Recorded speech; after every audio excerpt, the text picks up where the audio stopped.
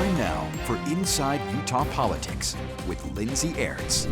Welcome on in to News 4 Utah Plus today. This is our free TV streaming app. Whether you have Apple, Amazon Fire, or Roku, we're glad you're finding us. Maybe you're watching us on YouTube. We're glad you're there as well. Want to introduce my panelists today, Taylor Morgan, Leah Murray. Hi, guys. How was the holiday? Wonderful. Yeah? Hope you had a very Merry Christmas. It was a merry holiday. I went to Georgia. Very nice. Whenever I go to the South, I instantly just get all fascinated by American history. I don't know why. Does your hair get poofy? Yes, and I feel like I had Hamilton stuck in my head for the better part of a week. I don't know, just the southern states, and I don't know. I just get fascinated by it. We do need to start by talking about the biggest political story of the year: Kyle Whittingham going to Michigan. I mean, are we okay? Are we okay? He's never going to recover. Are we okay, Taylor? Do we have feelings? A lot of feelings. Okay. It's been a rough week. How's it going? Is it the fact that he's leaving? Is it the fact he's taking others with him? Do you not think Morgan Scally can build the culture? But I want to ask this question. Did you believe him? How did he say, if kids go in the portal, then I will talk to them? I can't remember what the words he was using, but he wasn't trying to persuade students now to come with him.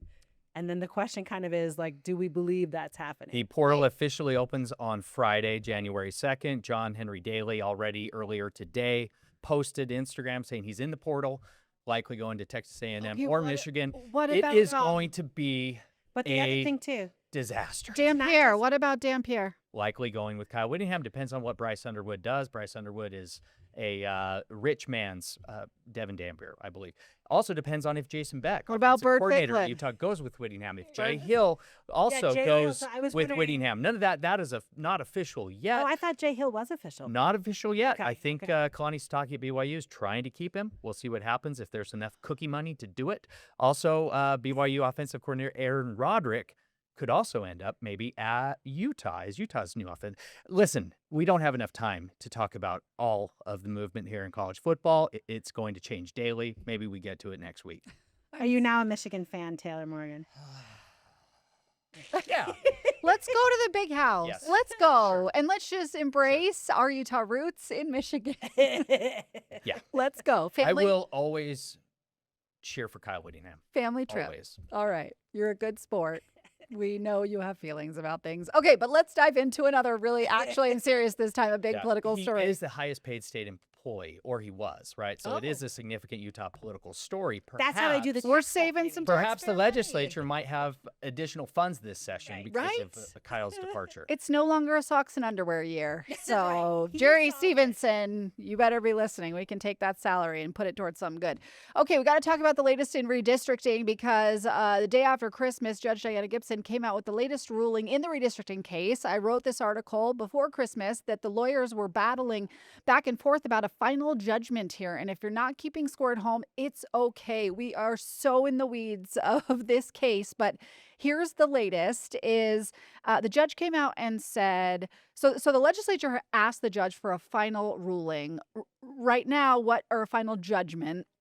Right now she has issued a couple of injunctions and ordered a new map, but the case isn't finalized yet. There are still some outstanding claims that have not been resolved, so she couldn't certify the case. And the legislature's like, we want to appeal on the whole case. Let us do this. The substantive issues have been decided here, at least preliminarily, so let us appeal this case to the Utah Supreme Court. And the judge was like, look, you have had a chance to appeal this entire case since August, when the first ruling came out saying you weren't allowed to overturn Proposition 4, the anti-gerrymandering law. And then again in November, when the judge, said you didn't follow Prop 4 when you redistricted, and she picked, the plaintiff's map and instituted that. So, guys, I need to know your take here. Is this a tactic from the legislature not to appeal via these interlocutory decisions, or is this a legal strategy to try and maybe build a bigger case? What do you think's going on here? I think it is a legal strategy. I think it always has been. I think the Utah legislature wants a final ruling from Judge Gibson in order to have the strongest possible case for appeal before the Utah State Supreme Court and perhaps the federal Supreme Court. Of course, having the map, getting that in November was big. The legislature believes that strengthened their case for appeal. They have Can asked you for a dive- stay, and that was denied. Right. Right? But they have not appealed because I think, my opinion, right, I'm not speaking on behalf of the legislature or their attorneys, but just putting the pieces together, it appears as if the legislature wants a complete case to appeal. And a big part of this is the state Supreme Court's ruling last July, creating essentially a super law, saying that the legislature could not touch initiatives passed by the voters. Ultimately, that's at the heart of all of this. Okay. So the issue for them is not more important, the map that they're going to be using in 2026, more important for the legislature than is super law authority. I believe that's at the heart of it. Yeah. Although, of course, in the special session, they created time in the congressional election timeline if they were to get the map tossed. Okay, and so you're saying the judge picking a map drawn by the plaintiffs for them is evidence that initiatives are amok and we should be able to touch them because look at what we get when we don't? Is that what you're saying? I think that's a big part of it. Yeah, that's Okay. in my opinion, at least, I think it's a compelling argument. I don't think Judge Gibson has actually ruled yet if there was gerrymandering No. in the previous maps. That No, hasn't we even been haven't ruled gotten on, there because we're right? still debating whether or not we can overturn initiatives. And so I'm waiting with bated breath to see how Judge Gibson reconciles She calling doesn't the have to. previous maps gerrymandering if she does, but then defending the plaintiff's map. But she's not, right? I feel like what She she said hasn't right after yet. Christmas is she's saying, I'm going to let the Utah Supreme Court, like, Well, I felt yes, like, that is what she's saying. right. I read Yeah. the whole thing as her being like, I'm kind of over this, right? And now it is someone else's job to be talking about it.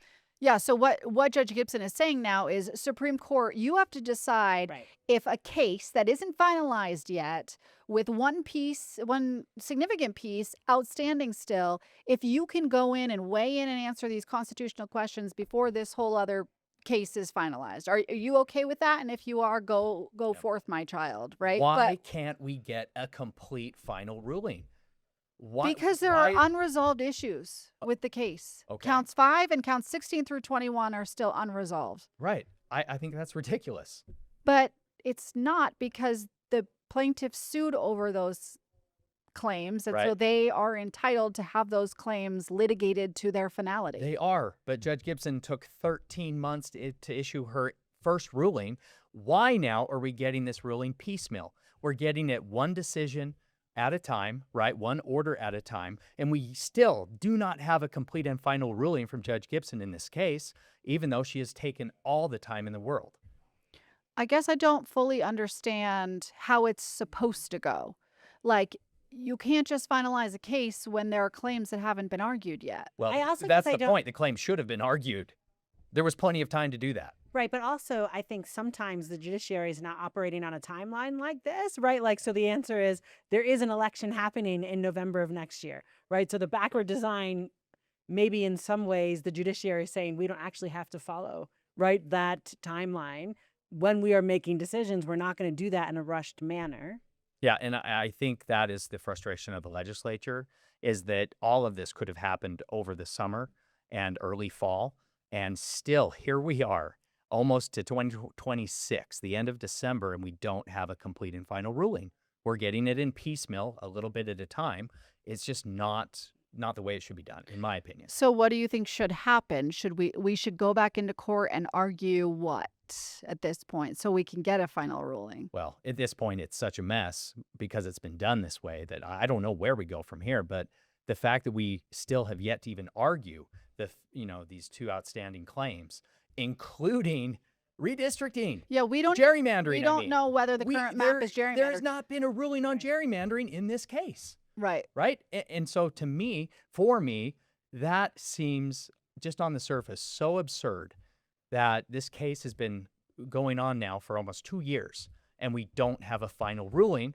We don't have a ruling on gerrymandering. But is it uncommon for cases like this to take so long? I think about our other high-profile Yeah, cases that's in what I'm Utah. thinking, right? The judiciary is kind of just doing Yeah. its own, right? Like its pace is this pace, and we're just going to live with this map, right? And I think it's the election that's coming that causes the problem. I mean, your point's well taken that she took a very long time. we And could she may had have this, a good right? reason. I'm not an attorney.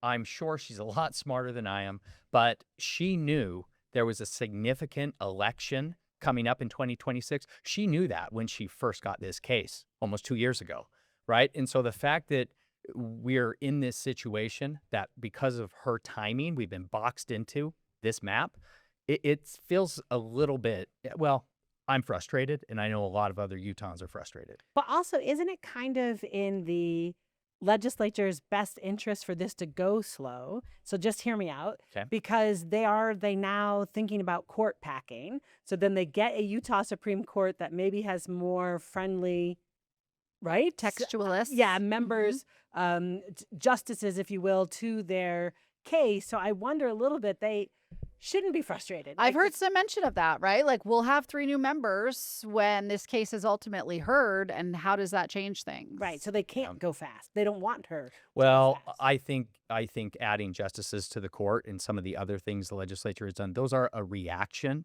and a response. Frankly, desperate measures, given the timeline and the way they've been boxed in here. Had this case been handled expeditiously, I don't think that we would be seeing legislation to add justices to the court. So I think that's a political response, not necessarily something they were hoping to accomplish, in the beginning. Well, they were considering justices last session too. Right, it comes up so, every session. Yeah. I don't think it would have as much support. Yeah. Interesting. Okay, so the other piece of this is, meanwhile, the GOP is trying to repeal Proposition 4 via gathering signatures. At last check, I didn't actually check before the show. I should have. I apologize for that. But at last check, they had gathered about 15% of their signatures. They need over 140,000. It's going to be due by February 15th. Taylor, you're a pro at initiatives, at gathering signatures. Do you think they're on pace? They're not on pace. 15% at this stage in the game when signatures are due mid-February. And we know that those signatures have to be turned in by the witnesses within 30 days of signing. We are just not seeing the volume of signatures nor the geographic distribution that's required here. I just do not see the Republican Party succeeding with the signature gathering. Do you feel like you've seen, how do I say, the energy in the campaign to get the signatures? Like, I feel like usually when we see an initiatives, right, happening in our state, there's a lot of energy and we are aware of like the effort being made on behalf of the people trying to run the initiative. And I don't know, maybe it's just like the holidays, but I have zero awareness, right, of the GOP out there, right? I don't see things Yeah. in movie theaters or like there's I did have a girlfriend text me that someone came to her door. She's like, Okay. "What do I need to know about this?" I was like, "How much time you got? Want to Watch talk? our show. Can I call you?" Yeah. Anyone who will talk to me about redistricting, I will talk But to. that's like the Yeah. one anecdote I've heard, right, Lindsay? I've not, usually they're on like our campus, right? They've hired people to stand on campus to get people to sign. Yeah. And I haven't seen none of that energy. The way that this was rolled out was so confusing, so convoluted. The Republican Party was filing a referendum and then an initiative and then withdrawing and then doing another initiative. This has all been such a hot mess and so confusing to everyone, especially Utah voters who really aren't even tracking this beyond superficially.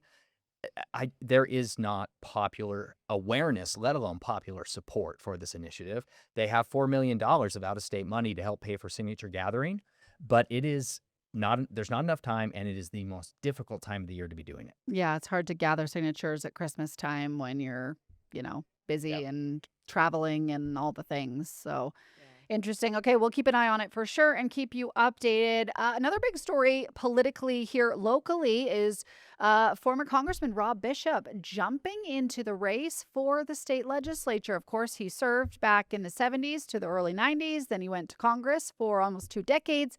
Now he wants to finish his career, he tells me, back in the state legislature. Guys, what do you make of the move? His career, he's retired. His political career. Well, I thought he retired from politics when he left Congress. No, he was in the Utah legislature 32 years ago. Do you officially retire from politics? You're I always don't think kind we of ever officially. Yeah, you're always I mean, kind of involved.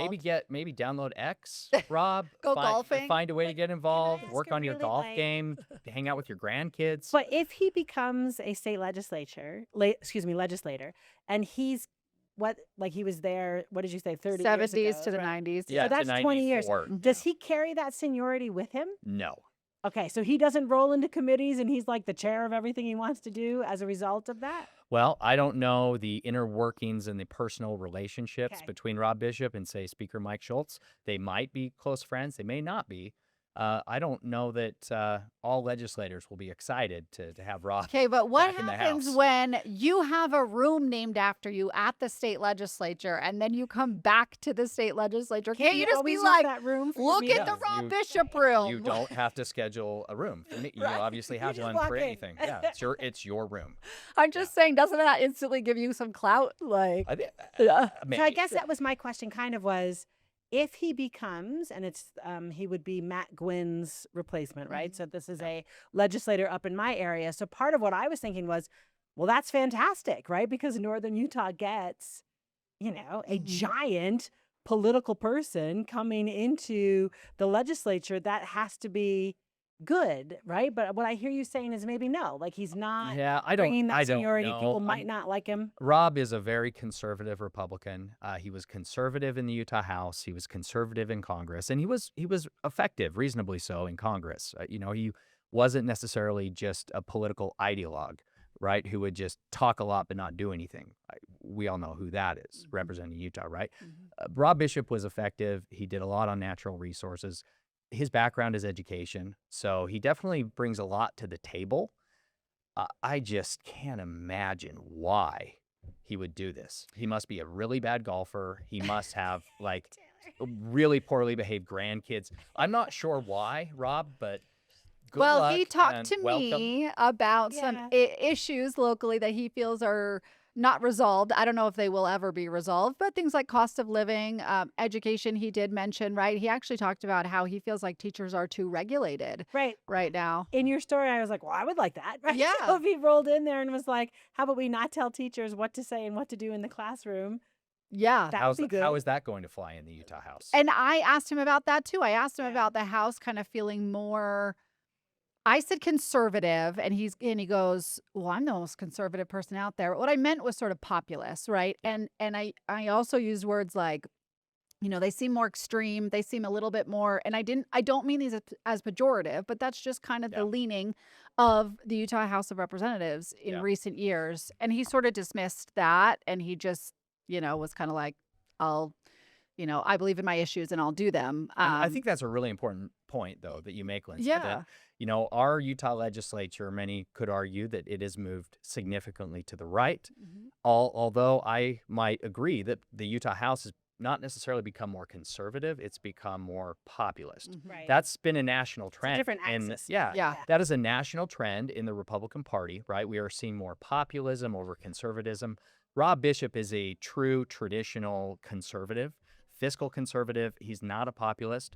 So that will be potentially an important voice in the Utah House. I think the question is, how will other members of the House respond to someone who was Speaker of the House 32 years ago and just retired from Congress? Yeah, And I'm so sorry, but he also told you he would only run through the convention. Yes, he will not gather signatures. Right. So another question I have is, what are the odds he is the candidate coming out of the convention? Strong. Well, I wonder if he freezes the field just by nature of his name, right? Is anyone going to challenge Rob Bishop in House District 6? Well, we don't know who the delegates will be technically. The Republican Party will be electing new state and county delegates in March at caucus meetings. Rob Bishop could definitely have an impact on pushing his supporters to become delegates, but, we can't really predict how they'll vote because they haven't been elected yet. Do you see him, Taylor, as he is a staunch convention guy. Do you see him as a threat to SB 54? No. There it is. Okay. Yeah. But we have seen what can happen to candidates who are well qualified for office, but fail to gather signatures. That is, It's a that's choice. a roll of the dice. Yeah. Remind me how old he is. 74, I want to say. Okay. Do we feel like this starts any kind of conversation about age limits for people running for office? Has anyone been discussing, we've got some really young Who's older in people. the state legislature? How old is Jerry Stevenson? Good question. How old is Don Ibsen? Jerry won't be running again, though. Right.